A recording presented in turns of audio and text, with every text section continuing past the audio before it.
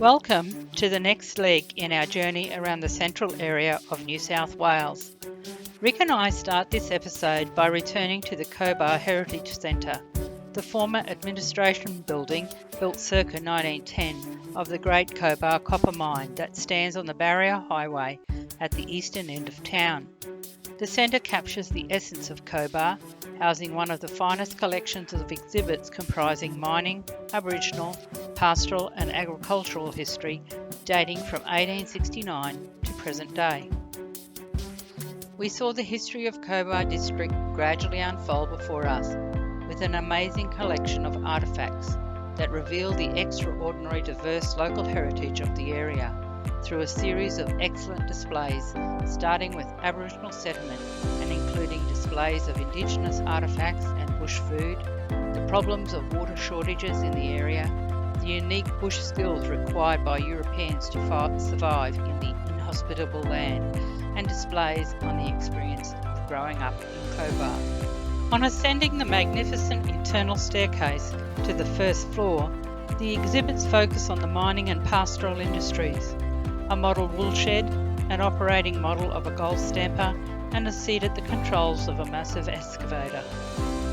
Outside, we observed the remains of the smelter foundations that were visible from the hill behind the centre, and the colourful exposed rock strata of Cobar's first copper mining site that rises from the famous open-cut lake, which is formed by the rising water table. The outside exhibition also included the story of the Royal Far West Children's Health Scheme. The Royal Far West Children's Health Scheme was founded in 1924 by Methodist missionary Reverend Stanley Drummond to improve access to developmental care for children in rural and remote areas of New South Wales. Today, Royal Far West works in partnership with families, schools, healthcare providers, local government and community groups offering health, education and disability services for country children and their families.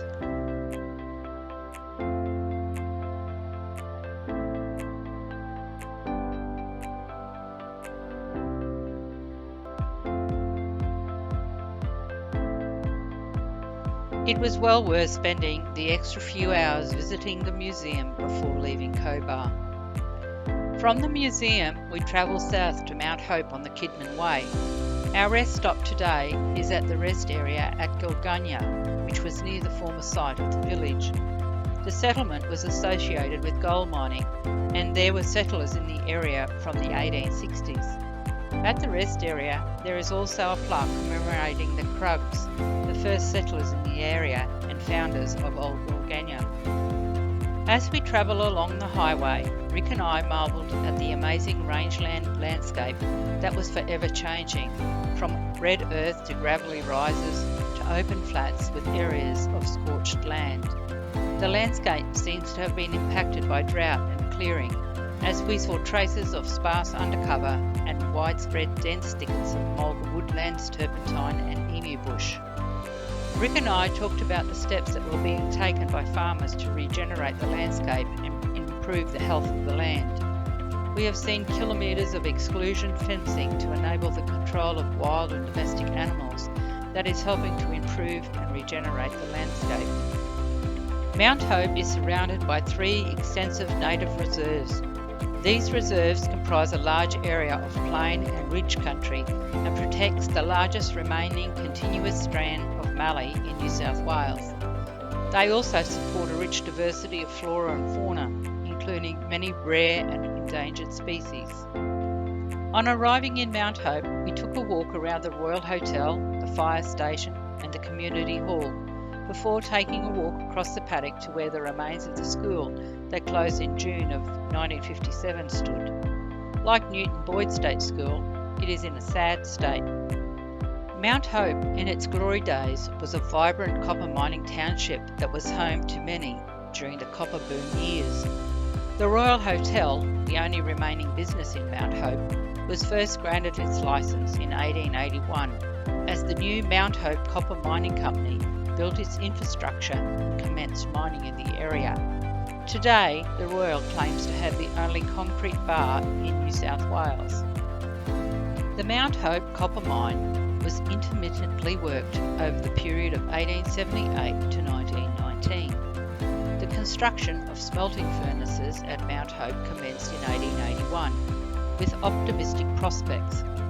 But copper mining at Mount Hope was characterised by short periods of success and profit, with intervening lulls of inactivity and financial loss. Located in a remote semi-arid region also meant periodic water shortages and high transport costs. Without copper mining, there was very little else to support people, thus mining and community history were particularly intertwined with dramatic fluctuations in population following the erratic fortunes of the mines. We leave our free camp just outside of Mount Hope and make our way towards Tipping Way that will take us to Ubalong and onto Lake Cudgeligo. Ubalong is a small town in western New South Wales, right on the Lachlan River bend, established in the second half of the 19th century. The Ubalong Post Office was established in 1868 and a telegraph office was opened in 1880. In 2022, floodwaters flowing down the Lachlan River cut off evacuation routes and partially collapsed a makeshift levee that locals had worked together to construct in a bid to protect the town. But everyone had to be evacuated, as well as emergency services having to organise helicopters to move an estimated 2,000 sheep to higher ground in a cage attached to the aircraft by a long rope. As we drove through the area, signs of flooding was evident along fence lines and by the damage that was still evident in paddocks and along the roadway. The Lachlan River is a major tributary of the Murrumbidgee River that is connected to the Murray-Darling Basin, but only when both the Lachlan and Murrumbidgee rivers are in flood. The Lachlan River is the longest river in New South Wales, flowing for over 1,440 kilometres through diverse landscapes and habitats. It is the only river which contains important wetlands all along its length, instead of merely at the ends, as is the case with other rivers in Australia. The river was discovered by a famous explorer, George William Evans, in 1815 and named after Lachlan Macquarie, the Governor of New South Wales. John Oxley explored the Lachlan River in 1817. We arrived at Lake Cudgeligo in mid-afternoon and made camp at Frogs Hollow with water views of the lake. The lake is 8 kilometres long and 3.5 kilometres wide, with an average depth of 3 metres. The lake was the primary water source for the early mining town and has continued to remain an integral source of water for Lake Cudgeligo's inhabitants and for all users along the lower Lachlan. The town itself is a quiet, rural service town that is surrounded by a prosperous pastoral district where wheat, wool, fat lambs, fruit and vegetables are produced. In 1902, the flow of the Lachlan River was regulated and Lake Cudgeligo became an important water storage area. In 1887, a little-known bushranger, Jack King, robbed the Royal Mail coach en route between Cudgeligo and Whitton. He was arrested the next day and jailed for 10 years. On our walk into town, we viewed a number of historic markers, including where the Wiradjuri got their ochre from and the old Gold-Stamper Battery. Lake Cudgeligo, positioned in the centre of New South Wales in the Lachlan Shire, has it all. From authentic red dust to huge natural inland lakes and tranquility for relaxing while taking in the natural beauty of it all. Rick and I spent time walking along the foreshore enjoying the quiet, peaceful atmosphere where we were treated to a number of water birds that inhabited the lake.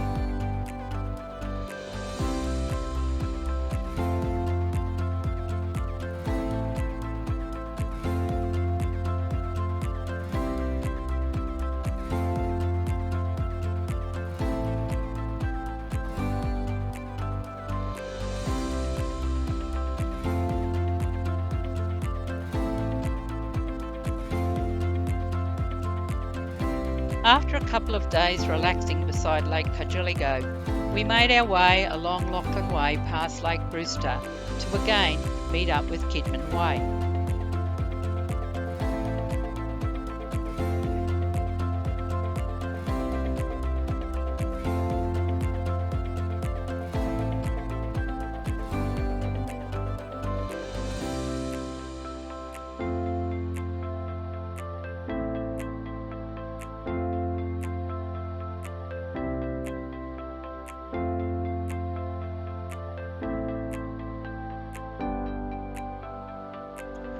Along with its tributaries, the main Lachlan River stream flows west and then south and drains a basin which covers an area of approximately 84,690 square kilometres and finishes in the Great Cunbung Swamp that covers an area of approximately 500 square kilometres between Hay and Balranald before flowing into the Murrumbidgee River.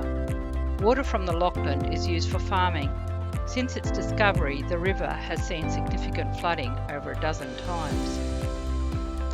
Lake Brewster is a wildlife refuge where the birds including the Australian pelican, black swan and great crested grebe enjoy total protection. The lake in 1989 was Australia's major rookery for the pelican, thanks to the 5 months of high water levels following constant rain. The Weir and Earth Dam at the bend on the Lachlan rises the river level so that water flows down the channel to the lake. Lake Brewster is principally irrigation storage, but it also mitigates flooding by holding water that would otherwise wash down the lower Lachlan Valley. I was amazed by the extensive floodplains that flowed from the Lachlan River as we travelled along Lachlan Way. In 1946, modifications to Lake Ballyrogan were started. The work was finished in 1952 and the lake renamed Brewster after the department's chief engineer at the time. We travelled through red soil farming country cut between hills originally cleared and open grazing country interspersed with canola crops. There were paddy melons along the road as well as in the paddocks. As we joined the Kidman Way, there were some long straight stretches bordered with cypress pines along with potato farms, jojoba and fruit orchards. Hillston, founded in 1863, is a small rural town with tranquil parks and heritage buildings on the banks of the meandering Lachlan River and is the largest town in the Carrathool Shire. The locality of present-day Hillston was a crossing place for stock on the Lachlan River.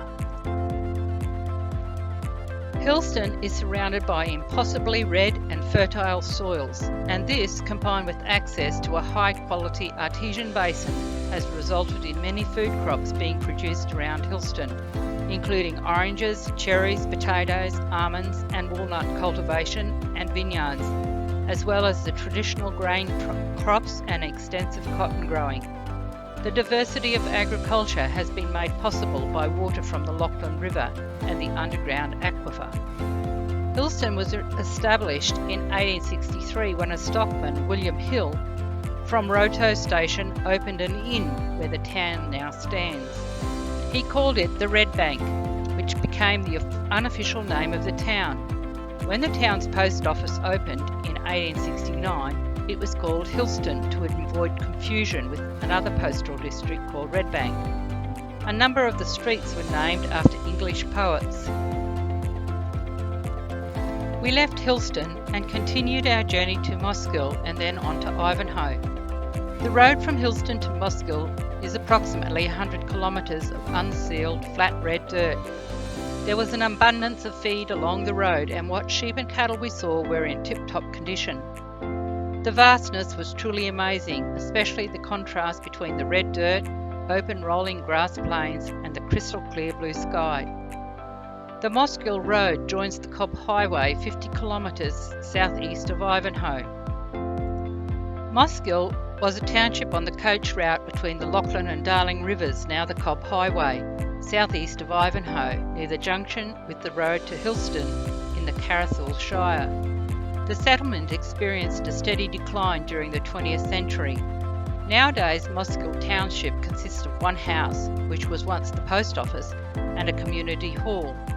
Since its inception in 1860s, Mosgiel has seen its fair share of challenges, but in all honesty, it was a town that really had no ability to survive.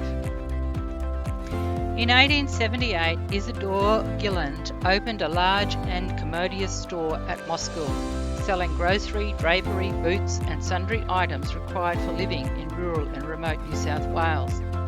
She also had 2 hawkers' wagons constantly on the road with a large and varied supply of goods. A provisional public school was established in 1886, being granted public status in 1890. The Federation drought of 1901 to 1903 had a devastating impact on Mosgiel and the district. After the long drought, there were few, if any, stock left in the district, and stations had closed down, with only caretaker staff in charge. The normal supply routes by Teamsters was disrupted, so flour, fodder and other essentials had to be bought by camel teams from Wilcannia to Ivanhoe, and then on to Mosgiel by coach. By early 1903, the government tank supplying domestic water to Mosgiel was dry, and water had to be carted 11 miles from Lignum Park Station. In February 1904, not long after the drought had broken, Mosgiel was subject to a sandstorm from the southwest that raged at hurricane speed for 60 hours without intermission. The storm was the worst witnessed by the oldest residents. In the aftermath, many of the buildings in the town had sandhills on all sides. Gilland's store could only be accessed from one end of the veranda, with a perfect mountain of sand being kept back by placing sheets of galvanised iron along the veranda posts. In November 1915, it was stated that the population of Mosgiel, including school children and babies, was about 30 or 40.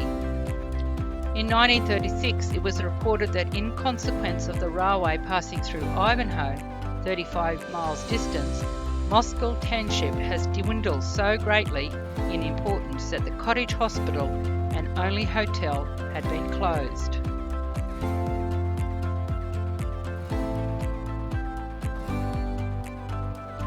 Thank you for watching this episode.